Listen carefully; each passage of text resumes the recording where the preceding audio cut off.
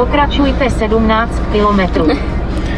Máme za sebou další průjezdný bod, což byla obec Nivice, ale tu jsme jako moc nenatáčeli. Každopádně, co na tady v tomhle bodě je nejkrásnější, tak je Nivický kanion. A dá se do něho asi nějakým způsobem vstoupit, ale nevím, kde je přesně jaký bod. A zase jako naše vozidlo není zase tak přizpůsobeno na nespevněné cesty, takže jsme rádi, že se tak aktuálně držíme asfaltky. Pokusili jsme si něco natočit, ale je to brutálně hluboký a ten sraz. Je to volně přístupný, takže si může člověk nalézt kam chce, ale pokud se má člověk rád, tak asi nepůjde až na ten kraj, no, takže co, jak se to tobě líbilo? Jo, je to nádherný, ale teda je to fakt brutálně hluboké, takže z toho mám docela respekt, upřímně. No, sami uvidíte na záběrech, pokud se nám povedly nějaký dobrý fotky, tak vám se hodíme i fotky a... Člověk to asi musí zažít sám. Přesně tak. Nedá se to přednést přes kameru, je to prostě, je to boží. Myslím si, že další naše cesta do Albánie bude asi nějakým jiným období než v sezóně, a aby jsme viděli víc vody a víc té krásy, protože teď je to suchý a přes jaro je to všechno rozkvetlý a je tady prostě zeleň, hodně vody, všechno, takže my pokračujeme v cestě a až bude nějaký další point zajímavý, tak se vám ozveme.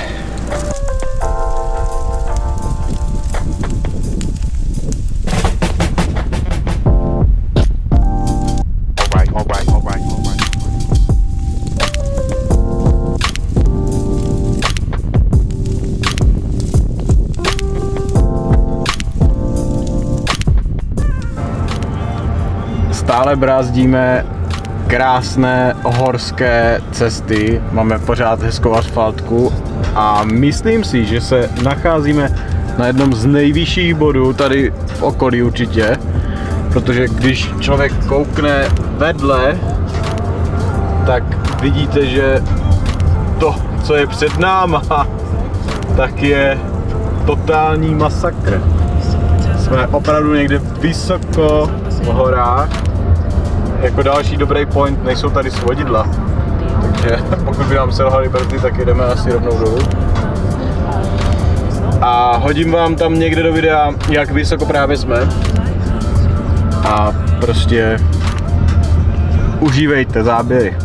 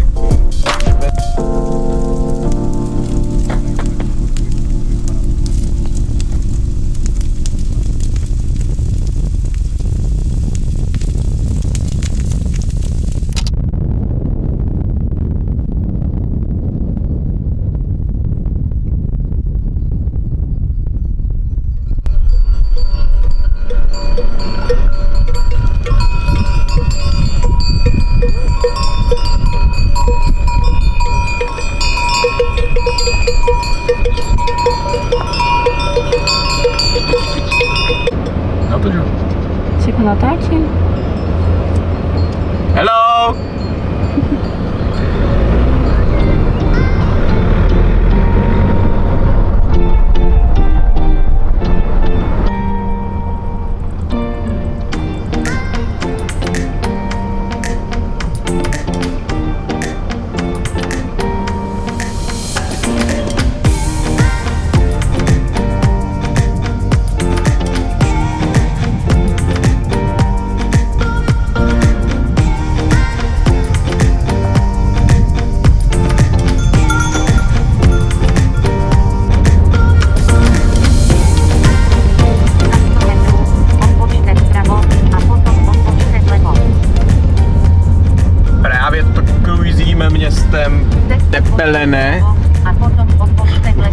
vůbec nevím, kurva, nás to táhne někde přes město prostě, jo.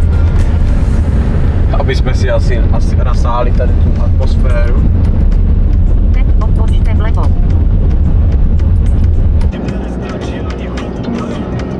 Pokračujte 11 kilometrů.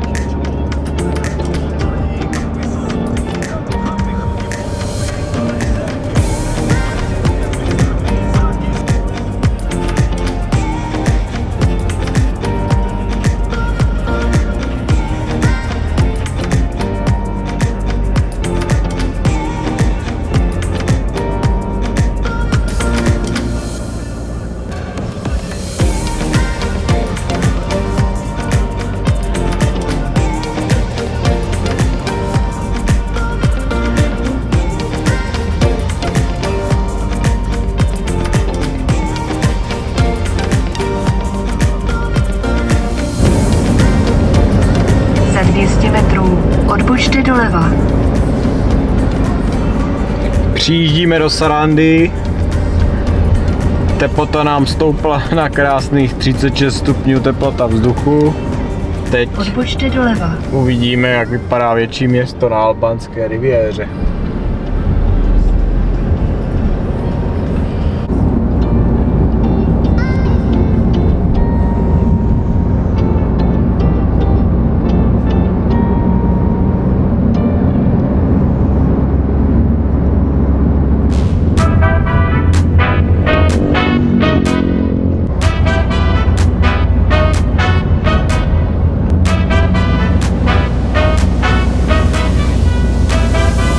Za 200 metrů odbočte doprava.